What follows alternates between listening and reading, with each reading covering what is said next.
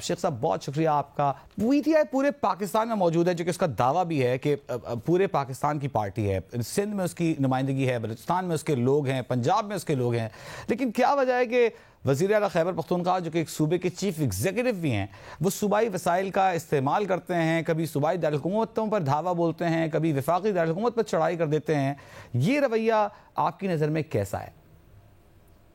पहली बात तो ये है कि ना वो धावा बोल रहे हैं, ना वो चढ़ाई कर रहे हैं और ना वो सरकारी वसाइल का इस्तेमाल कर रहे हैं। वो जितनी भी ट्रांसपोर्ट है और जितनी भी उसके फ्यूल कॉस्ट हैं और जितनी भी ट्रांसपोर्ट उनके साथ उस काफिले का हिस्सा होती है, वो एक्सपेंसेस अपनी जेब से अदा करते हैं। और ऑब्वियसली हमेशा एक पुरअमन एहतजाज के लिए आते हैं, जिसको ये हुकूमत जो है वो ये समझती है कि वो धावा है। हम समझते हैं कि वो हमारा आईनी हक है कि हम पुरअमन एहतजाज करें, और हम उतने ही पाकिस्तानी हैं, तमाम सूबों के रहने वाले पीटीआई के वर्कर जितने फसाई हुकूमत के लोग हैं। हमारा इस्लामाबाद के हर चप्पे चप्पे पे हक है, तो वहां पे आने से हमें रोकना हमारी समझ में नहीं आता।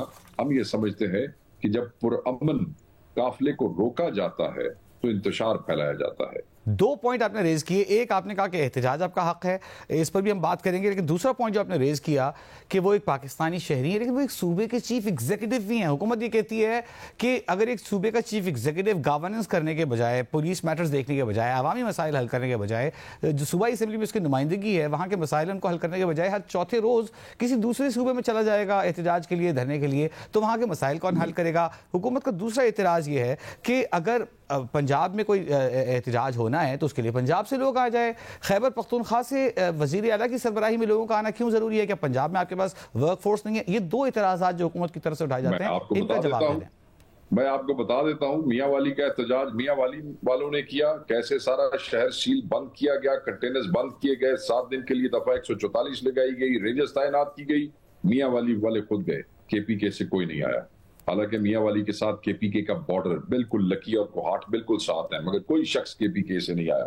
फैसलाबाद में आपने देखा, वो विजुअल्स मुझे बताने की जरूरत नहीं है, किस तरीके से घंटा घर के 8 बाजारों के अंदर जो है वो पाकिस्तान तहरीक इंसाफ के रास्ते बंद किए गए और किस बड़ी तादाद के अंदर लोग पहुंचे, वहां शेलिंग की गई। वहां कोई बंदा केपीके से नहीं आया।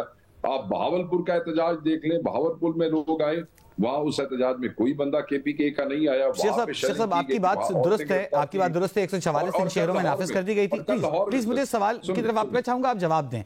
वो सवाल ये है कि इस्लामाबाद में जब एहतजाज हुआ तो अली अमीन गंडापुर साहब तशरीफ लाए, लाहौर में जब एहतजाज हुआ तो अली अमीन गंडापुर साहब तशरीफ लाए। दोनों जगहों पर एक जगह पर इजाजतनामे के साथ एहतजाज किया गया, जलसा किया गया, एक जगह एहतजाज किया गया। लेकिन अली अमीन गंडापुर साहब अगर तमाम शहरों में, दीगर सूबाई दारकूमतों में भी खुद जाएंगे तो अपने सूबे की गवर्नेंस कब करेंगे? खैबर पख्तूनख्वा के अवाम के मसाइल कब हल करेंगे? ये कोई इतनी वो बात नहीं है जितनी आसानी से आपने कर दी है। अगर आप मुझे एक्सप्लेन करने देते तो आसानी होती। मैंने आपको ये कहा कि अब कल लाहौर में मीनारे पाकिस्तान पे एहतजाज हो रहा है, वहां अली अमीन साहब नहीं जा रहे। जब हम नेशनल लेवल का मैसिव एहतजाज जो है हम अनाउंस करते हैं, खान साहब की तरफ से कॉल आती है, तो अली अमीन चीफ एग्जीक्यूटिव होने के साथ साथ एक सूबे की पाकिस्तान तहरीक इंसाफ का सदर भी है। जिस तरह बाकी सदूर की जिम्मेदारी बनती है, उसी तरीके से अली अमीन की जिम्मेदारी बनती है। और जहां तक आपने कहा कि गवर्नर छोड़ के रोज दौड़े हुए हैं, मैं नहीं समझता। उनके तमाम के तमाम जो सूबे हैं, जो उनके जो वजारतें हैं, वो अपने काम कर रही हैं, उनके मिनिस्टर्स अपना काम कर रहे हैं, उनके जो मशीनरी है वो अपना काम कर रही है। मैं नहीं समझता कि वजीर आला अगर 1 दिन के लिए या 2 दिन के लिए एहतजाज के लिए, महीने बाद या 2 महीने में, कितने एहतजाजों के लिए, जब से हुकूमत बनी है, ये कोई दूसरा तीसरा मौका है। ऐसे ही लोग बैठ के टीवी पे कह देते हैं जी रोज चले हुए हैं। रोज कौन सा रोज चले हुए? कितने महीने हो गए उसको वजीर आला बने हुए, कितने महीने हो गए हुकूमतें बने हुए? ये तीसरी दफा है। ये जब हम सवाल रखते हैं हुकूमती नुमाइंदों के सामने कि पुरअमन एहतजाज, जलसा जुलूस करना एक सियासी जमात का हक है, तो उनका जवाब ये होता है कि ये सियासी जमात नहीं है।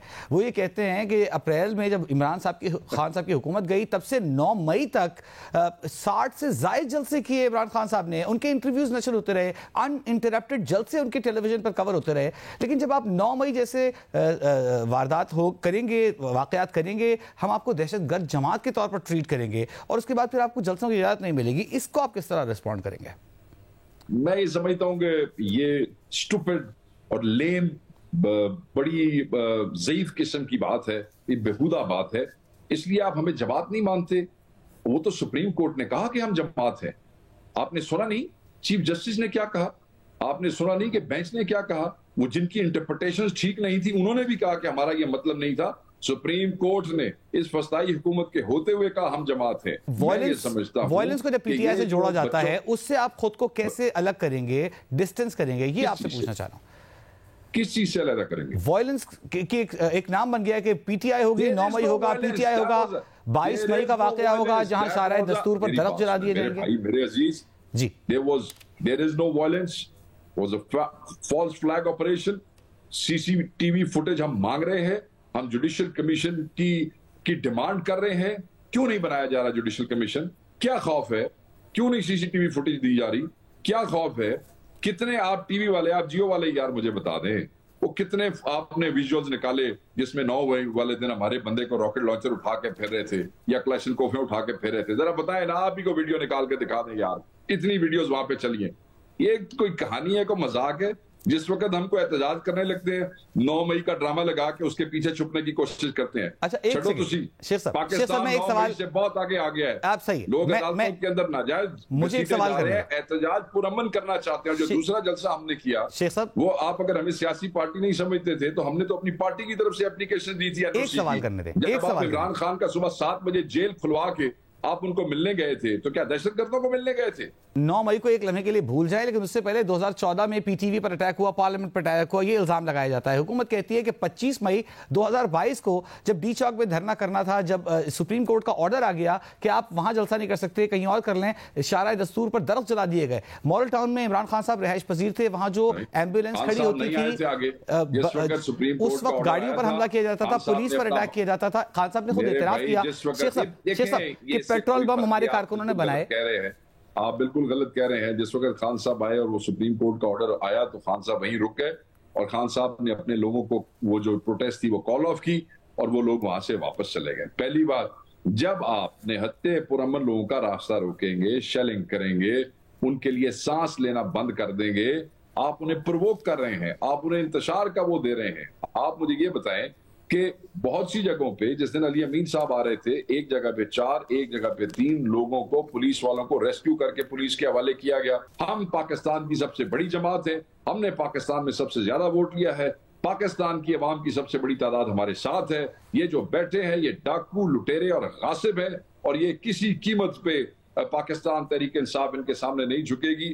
हम ये चाहते हैं कि अदलिया के ऊपर ये शब खून न मारा जाए, हम ये चाहते हैं कि आईनी तरमीम ना हो, हम ये चाहते हैं कि अदलिया को बचाया जाए, हम ये चाहते हैं कि खान रिहा हो और खान उसी दिन रिहा होगा जिस दिन अदलिया आजाद होगी। और हम इन डाकुओं को, इस इलिजिटिमेट गवर्नमेंट को बिल्कुल ये नहीं समझते कि उनके पास आईनी तरमीम का हक है। हमारे लोगों पे आज भी जुल्म कर रहे हैं, सुबह से जुल्म कर। क्या होता अगर ये यहाँ डी चौक पे आने देते? मैं उसका जवाब देता हूं।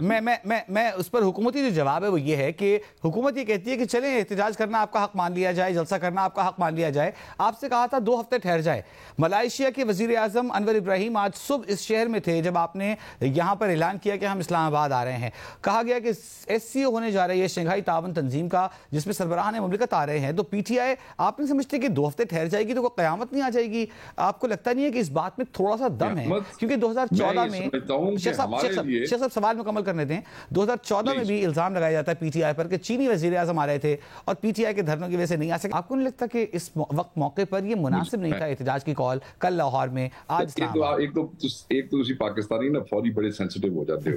वो जी वो आ रहे हैं, वो दुनिया में बाकी आपने यूरोप में और अमेरिका में एहतजाज देखे? एहतजाज इज पार्ट ऑफ डेमोक्रेसी, एहतजाज is part of the constitutional. जो सिविलाइज्ड लोग हैं, दुनिया में जितने बड़े फोरम्स होते हैं, दुनिया जहान के सदूर वहां पे आते हैं, वज़राए आज़म वहां आते हैं, वहां पे प्रोटेस्ट होती हैं, डेमोन्स्ट्रेशंस होती हैं।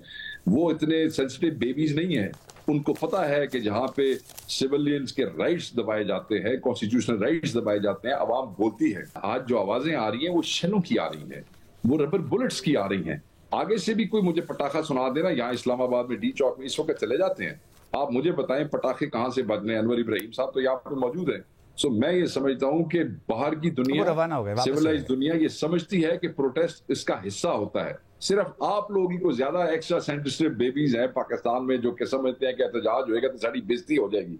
पहले अपनी इज्जत तो बढ़ा लो जाके, पहले उन्हें बताएं कि आपके यहाँ डेमोक्रेसी है, पहले उन्हें बताएं कि आपके यहाँ इलेक्शन कमीशन ठीक है, आपकी अदालतें ठीक काम कर रही हैं, आपकी हुकूमत आइन के मुताबिक है। आपका इस वक्त बहुत अच्छी अंडरस्टैंडिंग है मौलाना फजल रहमान से, वो भी ये दरख्वास्त कर रहे हैं कि इस वक्त ये एहतजाज मुनासिब नहीं है, आप उनको भी खातिर में लाएंगे? सर वो एक देखें, हम उनका बड़ा एहतराम करते हैं, उनकी राय का भी एहतराम करते हैं, but not necessarily we have to agree with him. ठीक है, ये ठीक है, जो कॉल है ये कायद की है, इस कॉल को कायद ही वापस ले सकता है।